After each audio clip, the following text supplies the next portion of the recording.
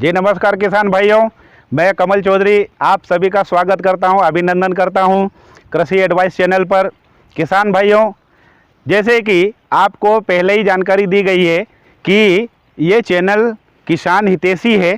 और किसान हितैषी होने के साथ साथ में आपकी फसल में कौन कौन सी चीज़ों की ज़रूरत पड़ती है, कौन कौन से उपकरणों की ज़रूरत पड़ती है, कौन कौन से जो है उत्पाद या रिसोर्सेस आम किसान जो है उपयोग करता है। उसी प्रकार आप देख रहे हैं कि मेरे पीछे नीम का पेड़ है और ये नीम का पेड़ हमारा किसान हितैषी है। कृषि में जो है बहुत सारे इसके लाभ है, क्योंकि इसका उपयोग जो है वो कई प्रकार के प्रोडक्ट के रूप में कृषि में किए जाते हैं। किसान भाइयों, जनरली ये देखा जाता है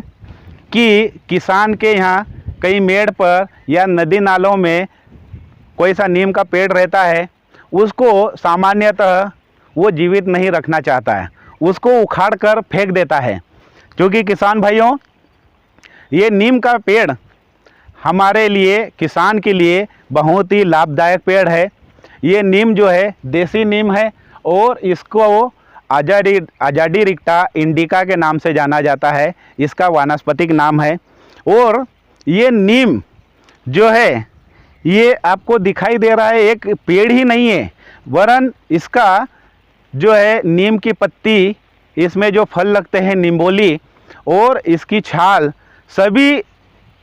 प्रकार के इसके अवशेष और इसके नीम के भाग हमारे कृषि के लिए बहुत ही लाभदायक है। किसान भाइयों, जैसे कि आज हम देख रहे हैं कि रासायनिकरण का इतना अंधाधुंध उपयोग किसान जो है वो उपयोग कर रहा है कि हमारी खेती जो है वो लाभ का धंधा न बनते हुए घाटे का धंधा बन रही है। उसके पीछे कारण है कि किसान सामान्यतः रासायनिकों के ऊपर निर्भर रहता है और कई प्रकार के जो है खर्च उनके पीछे करता है और फसल उत्पादन में ज़्यादा जो है उत्पादन लेकर लाभ जो है कमाना चाहता है। क्योंकि किसान भाइयों, यदि रासायनिक खेती यदि आप कर रहे हैं और यदि इंजीनियरिंग का ज़्यादा कृषि में जो उपकरणों का उपयोग हो रहा है उनका यदि उपयोग करते हैं, तो निश्चित ही खेती जो है आपको लाभ का धंधा साबित नहीं होगा, वो घाटे का सौदा ही रहेगा। क्योंकि किसान रात दिन मेहनत यदि करता है और पूरे आमदनी अपनी रासायनिकों के ऊपर खर्च करेगा, मशीनीकरण के ऊपर यदि खर्च करेगा, तो उसको स्वयं का बचत, उसका जीवन यापन जिससे चलना है उसमें उसको घाटा जाएगा। किसान भाइयों, खेती में नीम का महत्व जो है, आपका निम्बोली जो नीम का फल आता है उससे जो है एक तो नीम तेल निकाला जाता है और नीम तेल निकालने के बाद में जो बची हुई अवशेष रहता है उसका खली नीम केक के नाम से जाना जाता है। और बाकी के इसके जो पत्ते हैं इनको भी आप उबाल कर और उसको जो है उसका रस जो रहता है उसको आपकी फसल में यदि स्प्रे करते हैं तो ये बायोपेस्टिसाइड का काम करेगा और कई प्रकार के रस चूसक कीड़ों को कंट्रोल आपकी फसल में करेगा। और नीम तेल भी जो है बायोपेस्टिसाइड के अंतर्गत आता है और उसमें जो अजाडिरेक्टिन पदार्थ पाया जाता है, रसायन तत्व, उससे जो है आपके जो है रस चूसक कीड़े और इल्लियाँ वो जो है आपकी फसल में नहीं लगेगी। और आपका जो है नीम केक यदि उपयोग करते हैं खेत में, उसकी खली का उपयोग करते हैं, तो आपके यहाँ जो सॉइल इंसेक्ट